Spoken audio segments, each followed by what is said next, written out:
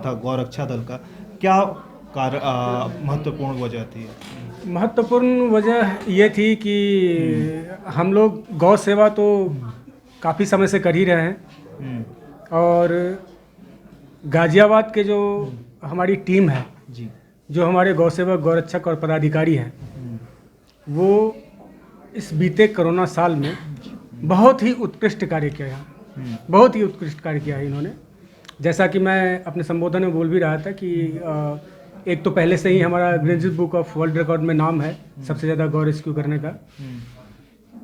और अगर आप कोरोना काल का पिछले साल का समय देखें तो उसमें लॉकडाउन और आवाजाही पे सारी रोक के बावजूद अगर आप नगर निगम के अंदर में जाके देखेंगे तो सबसे ज़्यादा रेस्क्यू का कॉल हमारे भारतीय गौरक्षा दल के कार्यकर्ताओं ने किया है।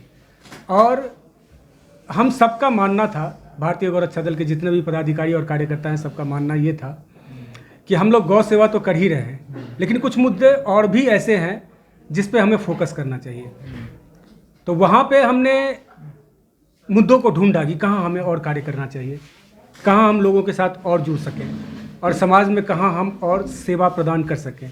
गौ सेवा तो हम करते ही हैं, वो तो हमारा एक संकल्प है। तो आज की मीटिंग के दौरान हमने एक और संकल्प लिया। वो संकल्प लिया कि अब हम गौ सेवा के साथ साथ महिलाओं की और बच्चों की सुरक्षा के प्रति संकल्पित होकर के और भी ज़्यादा एग्रेसिव पहले से हो करके काम करेंगे। इसके अलावा हमारा एक P3 कार्यक्रम है। P3 कार्यक्रम मतलब पशु, पक्षी और पर्यावरण, इन तीनों के प्रति भी हमारी जिम्मेदारी बनती है। और जब हम समाज में समाज की सेवा के लिए उतरे ही हैं तो हम जहाँ जहाँ भी देखेंगे कि जहाँ जहाँ भी कुरीतियाँ हैं, भ्रष्टाचार है, जहाँ भी आम जनों को हमारी ज़रूरत है, हम वहाँ भी सेवा करेंगे। कृष्णा जी, महिला सुरक्षा की बात की, उत्तर प्रदेश में भी 2 दिन पहले एक महिला के जो 50 वर्षीय महिला के साथ जो घटना हुआ है उस पर आपकी क्या राय है? देखिए, बहुत ही निंदनीय है ये, कहीं भी घटना होता है तो। और आपने देखा होगा कि इस कार्यक्रम के संबोधन में हमने एक बात कही थी कि हर बात के लिए, हर चीज़ के लिए आप सरकार पे उंगली उठा देते हो, सरकार को जिम्मेदार ठहरा देते हो, ये भी उचित नहीं है। हमें खुद अपनी लड़ाई खुद लड़नी होगी। जब तक आप अपनी आवाज़ खुद नहीं उठाओगे तब तक कौन आपकी आवाज़ को सुनेगा। तो इसके लिए समाज में एक शिक्षा का भी बहुत बड़ा एक योगदान है। आपने देखा होगा कि बहुत सारे अशिक्षित लोग, अनपढ़ लोग, गवार लोग, वो लोग इन सब घटनाओं में सम्मिलित होते हैं।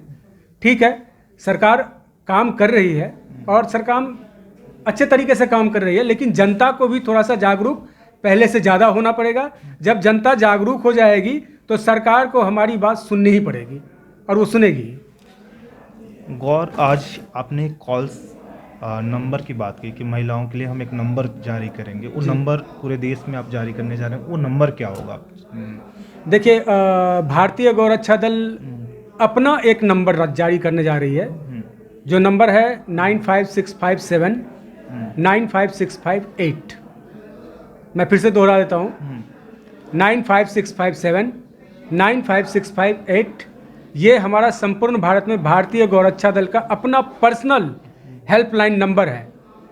शासन, प्रशासन, सरकार जो कर रही है हम उसका स्वागत करते हैं, लेकिन जहाँ पे शासन, प्रशासन और सरकार हाथ खड़े कर देगी वहाँ भारतीय गौरक्षा दल का एक एक कार्यकर्ता उस मुद्दे पे अपनी आवाज़ उठाएगा और पूरे देश में उस आवाज़ को पहुँचाएगा।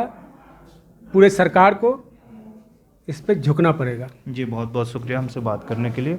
ये थे हमारे साथ कृष्णा भारद्वाज जी, सोशल संवाद की रिपोर्ट गाजियाबाद से।